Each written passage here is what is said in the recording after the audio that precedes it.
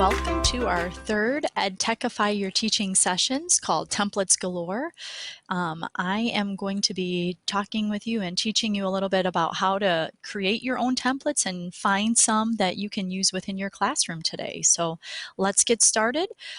We tried the YouTube live streaming yesterday and it worked for a little bit. So I'm thinking in December we may try to do just a live streaming webinar that can be watched at any time and see how it goes then. So let's check this out.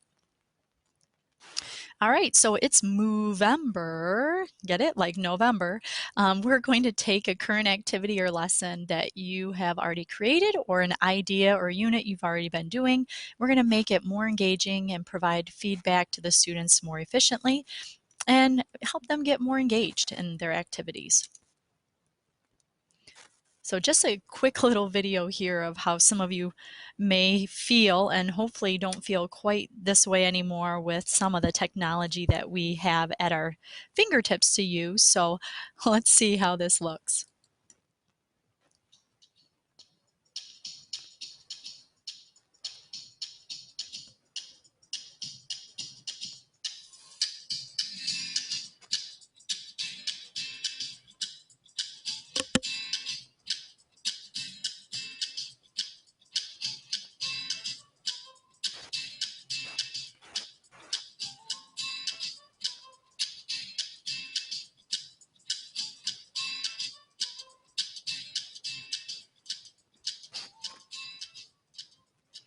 And there you have it. We're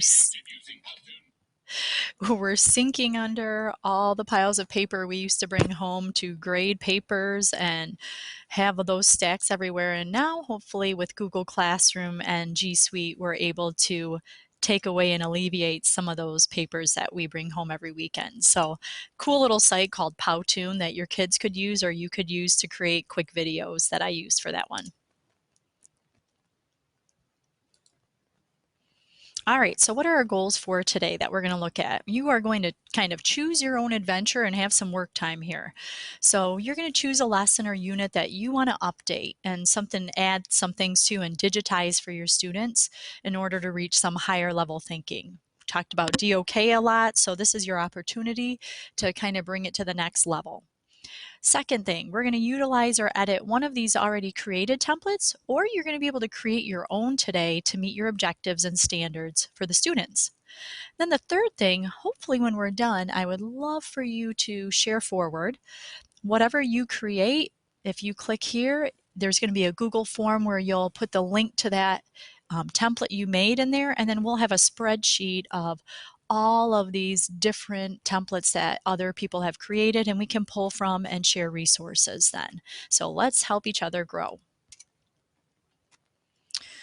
Okay, so the next question is, we have these one-to-one devices or two-to-one devices, iPads. Just because we have the tech doesn't always mean that it is better. So we have to think about exactly why are you using tech as a tool? Just because it's digital doesn't always make it better for us or for the kids, and it may take twice as long. So you have to really think about it. As was true before, we need to think about what our design is going to be and how much student engagement is going to be on there. You have to think about, is the Wi-Fi going to be working? Is this going to be easy for my kids to access somewhere? So I ask you to look at the 4 C's. So when you're using tech, you want to know, is it going to make it better? Does it allow for collaboration? Does it allow for critical thinking? Does it allow for communication? And can they demonstrate creative thinking? So we're getting beyond those, just regurgitate information and see how you do. You want them to be able to take it a step farther and actually create. So you can access kind of more about the 4 C's from Alice Keeler's post right here from her blog. Then you may say, well, why should I even think about those 4 C's? Well, there's a couple models very similar to DOK, but it is involving tech. And it's called the SAMR model. And it just stands for substitution, augmentation, modification, and redefinition. So I'm going to play this quick little video here to kind of give you a little bit more insight on what the SAMR model is. Transform student learning. But what happens when it doesn't? What happens when that class set of iPads is nothing more than a class set of really expensive digital worksheets? The SAMR model tackles these issues with a focus on the intersection of technology and pedagogy. This model has 4 different layers, the first 2 focusing on enhancing the learning task, while the next 2 layers focus on actual transformation. With substitution, the technology acts as a direct substitute with no significant change, so a student typing an essay on a computer is merely swapping out paper for a laptop. With augmentation, the technology acts as a substitution with some functional improvement. So that same essay is now done on a Google document with the ability to have classmates leave comments on one another's work. With modification, technology allows for significant task redesign. So that same essay is now a blog post. Students are doing research online, editing on a shared document, and publishing to an authentic audience. It is no longer an essay. It is an article crafted for the world. With redefinition, the technology allows for new tasks that were previously inconceivable. So that same essay is now a multimedia package. Students are not only researching online, but connecting with experts through video conferencing. They are co-writing their posts with a digital blogging cohort from around the world. They are producing not only a blog post, but also a corresponding podcast and an edited video. Notice that the higher up you move through the SAMR model, the more transformative the technology task becomes, both in terms of multimedia content creation and in terms of communication with the rest of the world. All right, so there you have it. That is just a brief description of what the SAMR model is. And this image that I have here came from Kathy Schrock. So it kind of breaks down Bloom's taxonomy and how it would fit into the SAMR model as well. So think about that as you are creating and using tech as a tool in your classroom. All right, so you may ask, where in the world do you even begin? Where do you start by creating your own or pulling resources? So the first place, I gave some links here to these, are just the normal G Suite, which it's called now, our Drive, our Docs, Slide, Sheets, and Forms. This is just the spot where when you go into Docs, up here at the top, it's going to allow you to say more. And you've got some templates already started for you, resume templates, letters, educational documents, and so on. So you can use any of those templates to help guide you or your students when they are creating work. Down here at the bottom, I've added 2 other links. These are for pre-K, K, and 1 kind of students. So if I click on this blog, her name is Christine Pinto. She started a movement called GAF for Littles, and definitely our students as young as they are, pre-K, K, and 1 can log into Chromebooks and do these things. So these are all templates that she has created, and she even has a spot where she is having others share forward. So there's a lot of great things that you can pull from here that you can see how to make and add those templates then to your own repertoire. All right, and then the last one here is Alice Keeler's templates. She's another great blogger of tech integration, and she has a ton of templates as well with the link, so that way you can add them to your drive. So like if I want to go down here and say, ooh, I want to use high frequency words template, quick way to manage your kids, and actually this is a cool template. When you click on it, it's going to force you to make a copy to add it to your drive. So I'm going to make a copy and add it to my drive and let it think here for a moment. Now, some of these templates, even though you make a copy and they're in your drive, you're going to say, well, I still can't edit it. I'm not able to move things around. You may have to take that extra step and do File, make a copy again so you can go into editing mode. It just depends on how the owner set it up. If it's just view only at the time, and then you got to kind of make your own copy to edit from there. So here is a copy of her high frequency word checkoff. So down here at the bottom, you can see she has flashcards that's going to go through any of the words that the student may have missed, and I'm going to allow it to run right now. It's called next word. So it goes through and just kind of quizzes the kids.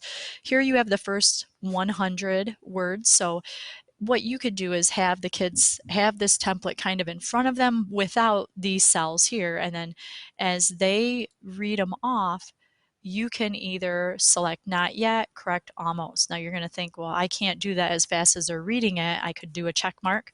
Well, if you actually go in here and they get it correct, all you have to do is type the letter C, hit tab.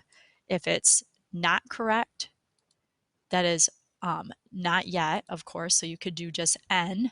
Let me do the tab N. And then if I say almost, I could just do A, and it will automatically color code them with conditional formatting, and then it's going to change my flashcard list to only work on those words then that the student does not quite have yet learned. So then you have your data here, documentation, and you can see there's a lot of other words here too. So what a great tool to use tech for, and for the kids to even have available to them. So I'm going to undo those things that I did.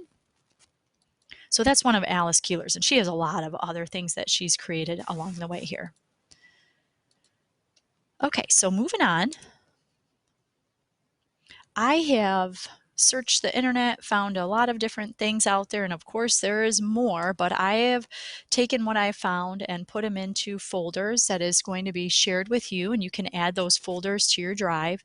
And I've broken them down into subject area as well as teacher organization, and one that's just strictly graphic organizers. So I'm going to click on the teacher organization folder first. I'm going to open it up in my drive. And the first one I want to point out is all these flippity.net. Flippity.net website, and they have a lot of great tools and resources that you can use to help make your teaching more efficient. So the first one I love is the flashcard template. So I'm going to double click on that one. And how this works is you can use it in a variety of ways. I've used it for sight words before. You could use it as vocabulary review for topics you're learning about. You could use it for math even. So whatever you want to have on one side of the card, and then maybe the answer on the other. So here they have a sample already made. Over here it gives the directions. You can choose the color of the card. So like, for example, when I did my sight word cards, I made all of like first quarter words, you know, red cards or whatever. And then the text, I could just leave all black if I wanted to, or make it white. You can change however you want. Now here's what you have to do then. At the bottom it says get the link here. But before you do that, you have to go up to File. You're going to say Publish to Web. You're going to publish the entire document. Even though you're not really publishing it to a web, you know, for it to be out there, you need to get this link. So I'm going to do Control C, which it tells me to copy it, close it out. Go down here where it says get the link here, click on that tab for the sheet, and it says here I'm going to go Control V, paste, which is giving me these directions here again. And then down here it pops up, it says click here to go to your flippity.net flashcards. So I'm going to click on the link. This would be the link that I would share to Google Classroom, and I'll show you how it works through Flippity. So here's the first card. I can have it read to me. The capital of Malaysia. And if I want to flip the card over, if I say, oh, let me think what it is, and I say it, Kuala Lumpur. And then I can see if my answer was correct. Of course, this is going to go to the next card. And I've got different things I can do, shuffle the cards. I can only do side one or side two, and I can do flip and then go to the next card if I want. So it automatically knows I can just use one button. Now up here in the tabs, you have other activities you can do. So if you want a list, and what is nice with this is, once again, it has sound, and actually you can insert images onto it. So if I go back here to the actual flashcard, you can see that right here is a JPEG image that they put the link to a photo, and that's how they got that picture of Vincent van Gogh there. They actually put the link to it there. And then over here is a link to a video. So on one side of the card, it has this, and then there's a video to watch that goes on the other. So this is really cool. You can print this out if you want, of course, but I'll show you how to get it to Google Classroom.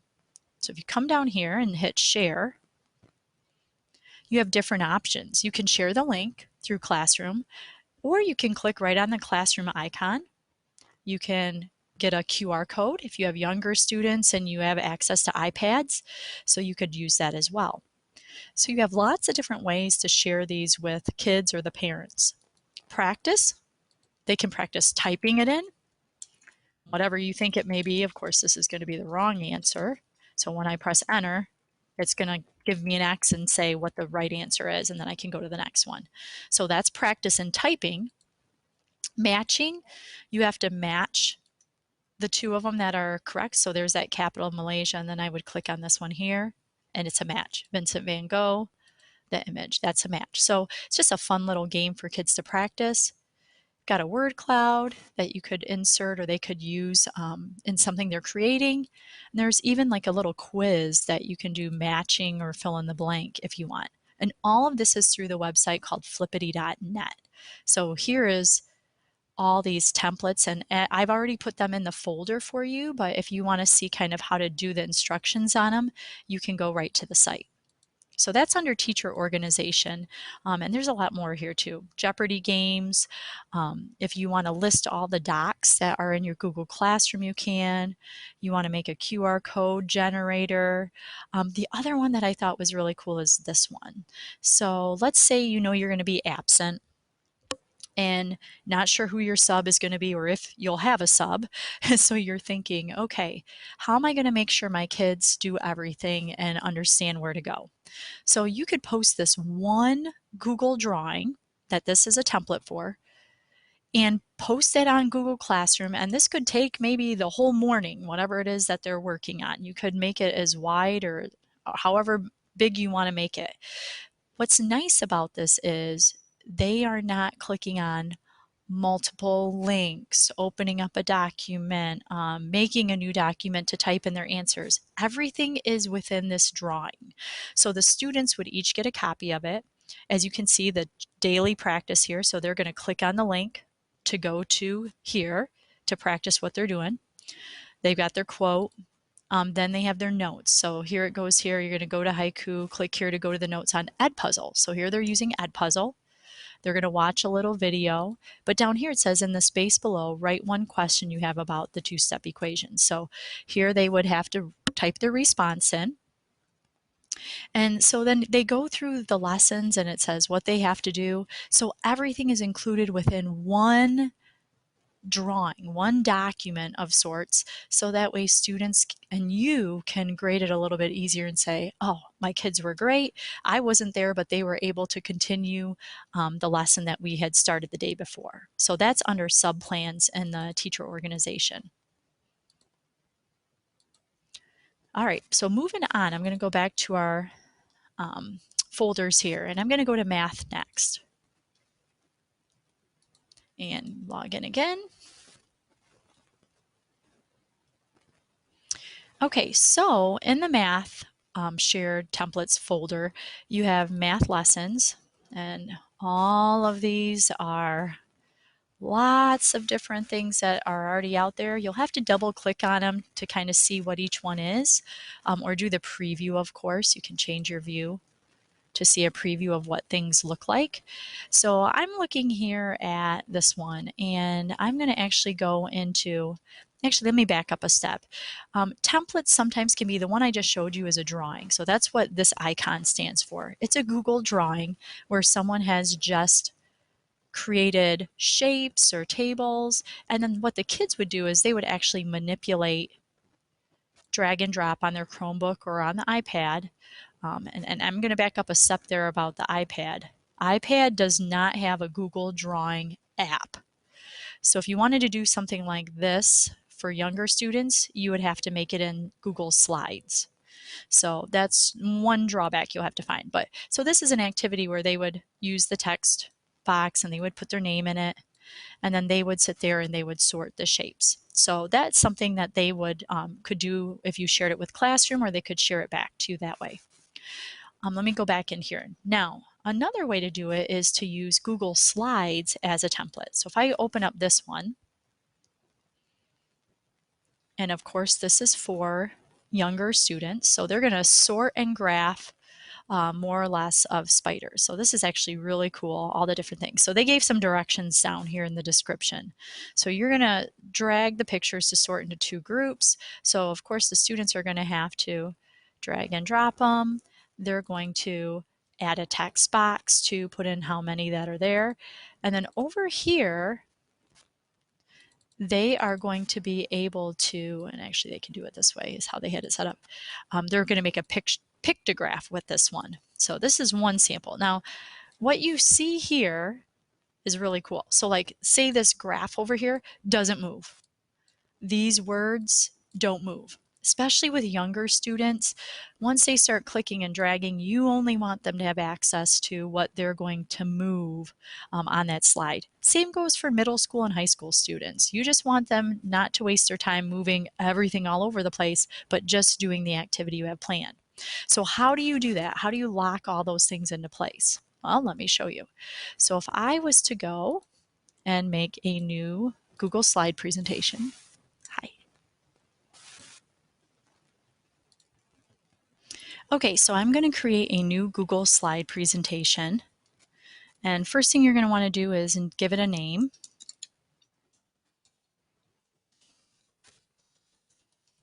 All right. And then down here, you'll pick a template.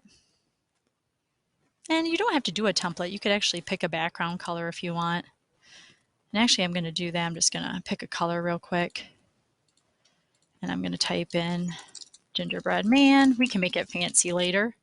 And then I always make a spot on the title slide for students' names. So that way they know they are going to have to double click and put their name on the slide that they're doing for their activity.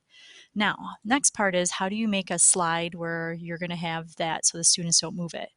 You're going to go to slide and say edit master. I'm going to come all the way down here to the bottom to the blank one. Then up here where it says background, I'm going to search for an image. So I'm looking for a Google image of a gingerbread house. Outline. There we go. And I put an outline because I didn't want real pictures. I wanted just like something that would go with a white background. And I'm going to say done. So there it is. So there's my gingerbread house. Or if I wanted it to be a gingerbread man, let me see if there's anything like that. Gingerbread man outline. Perfect. We'll select that one. Okay, so there's my gingerbread man. He's a little stretched, but it's okay. On here, I could add a text box that is going to tell them what to do. So I might say, decorate the gingerbread man. And you can change the font and do all those different things that you want. Make it big here. Okay, so so what will happen is the students can't move this gingerbread guy. They cannot move my text. So I'm going to X out of here, and it does save it. Over here where I add a slide, I'm going to click the drop down arrow, and then there is my template I made. You can make more than one. It doesn't just have to be one. You can make as many as you want. So now you can see I can't move the text. I can't move that, but I want the students to decorate it. So now I need to add some images. So let's say I want to get some gumdrops. And let me do a single drop. And we may not be able to find one. Nope. So we're just going to say gumdrop outline. It doesn't want to cooperate. So let's try this. Let's do button. All right, so let's just say we're going to pick one of these buttons. That's a little bit easier. All right, so here's this image. I want it to be over here off the side. So you might say, well, you can't see it over there. But if I scroll over now, I can keep actually moving this image over farther and farther as I want to go. So that way the kids are going to have a spot where they can drag and drop and pull things from. So you can add, buttons, you can add a hat or whatever you want. Now, here's something I want to do that some of you might be familiar with the Starboard software is that cloning. So we don't have infinite clone, but we do have something like this. You can select it, do Control C, and then we're going to paste, let's say 10 of them. Control V, 3, 4, 5, 6, 7, 8, 9, 10. Okay, so I want them to be able to have multiple buttons to decorate and put on their gingerbread man. Now, fast way to get them all in a big stack like a deck of cards is you're going to highlight all of them, go to Format, or Arrange, Arrange, align horizontally to the left. There it lines them all up. Arrange vertically to the top. Boom, you're done. So now if I take one here, now I have like a deck of cards that I can pull these things from, which is really cool. I'm going to undo those two. All right, and I could add as many images as I want or objects that they're going to put on the gingerbread man. Well, let's say on the next slide I want them to do the same thing. So I'm going to add another slide of my template. So here it is, and you're going to say, well, what happened to my buttons that were on the side there? So if I go back to there, I'm going to actually undo. There we go. And let's try that again. Okay. All right, now I'm going to add another one of these. And I want to be able to take this, and for some reason it's not saving it for me, but I was going to say if you take another slide and you want to get those objects on the side without you having to do it 10 times, you can just do Control C again, and then once I make a new slide I can say Control V, and then it will put it on each one. So there I have it, and there we go. Now the scroll bar is there. So that way I can see on each one it puts it exactly in the same place, which is awesome. So that's kind of how you would make a template in slides where you have the background glued down and then the kids can manipulate objects to put on top of it. All right, so that is the math ones. Let me go into some of the science templates.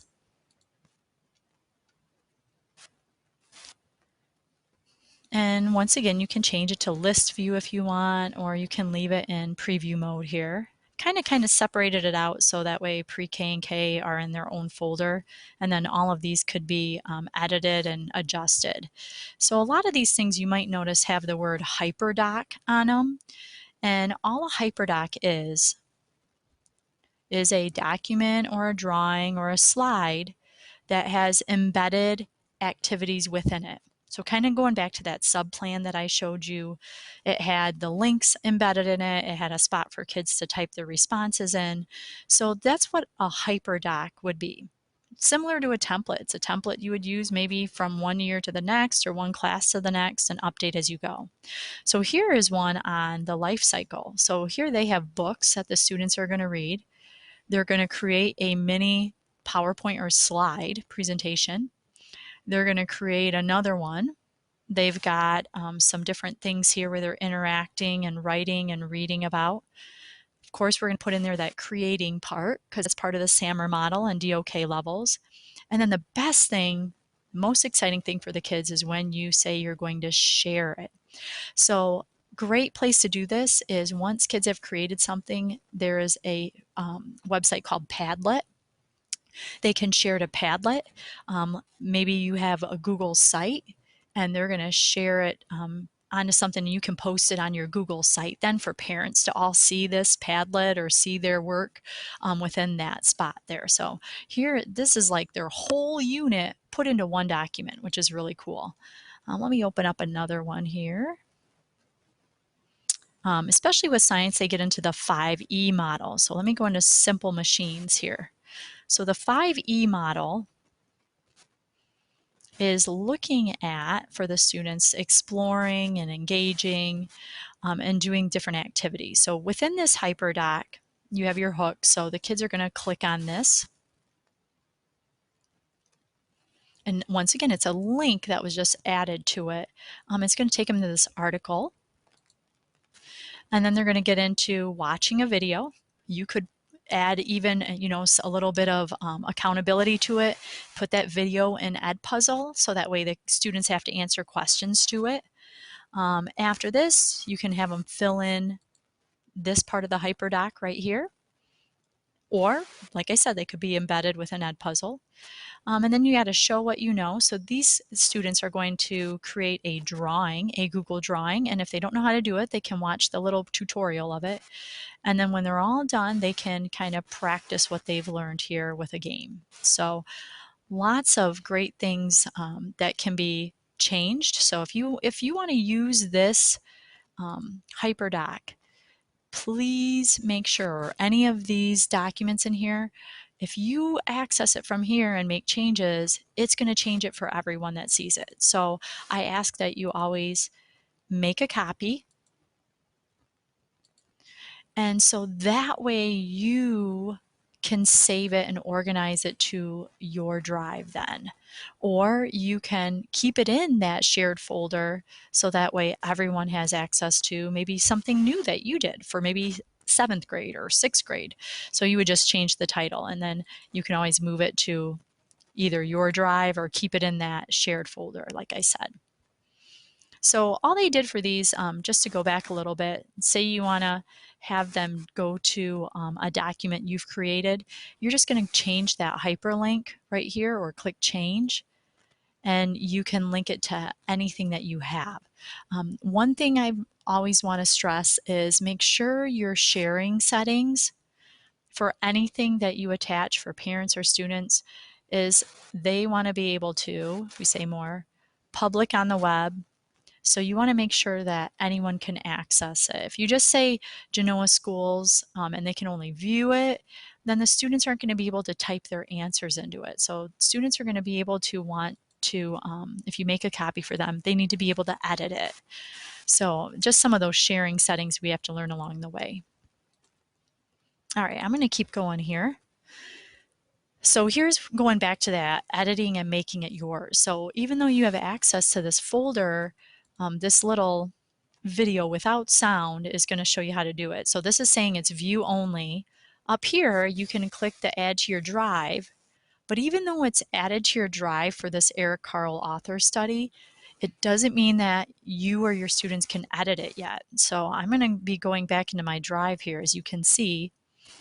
And once I access that template again, which is right there, I have to make sure that I make a copy of it and change it from view only to something that I can view and students can edit. So there I am clicking make a copy. I can't stress that enough to make sure that you do that. And then that way it makes it so we have different versions of maybe a similar activity for different grade levels, and we can still share. Okay, so sharing forward. Once you've created some of these awesome things, it's great to have a network of people that you can work together. I worked with a team yesterday and they knew what their upcoming units were, and each one worked on making a template for a specific math unit that they were covering. So it went with their theme, and everyone was held kind of accountable for they were going to do the one unit, someone else was going to do the other one. So working together as a team, sharing with your personal learning network. So if you want to share forward, which we would love, you're going to click here. You're going to put your email address in, what grade level is it appropriate for, what's the subject, what's the title of your template, and then you're just going to get the link from the copy, make sure they can view it so no one changes your template, and then you're going to submit it. You put the link down here, and then what's going to happen is it's going to go into a spreadsheet that will be shared with everyone, and people will be able to click on the links right here, and they'll be able to add it to their drive so that way they can use it as well. So that's a quick way to share it forward. More resources, oh, let me go back. More resources to download are here. So this is going to take you to a Padlet, which I mentioned earlier, of all of these different hyperdocs. Remember, hyperdoc is just a document or drawing or slideshow that has interactive media built within it.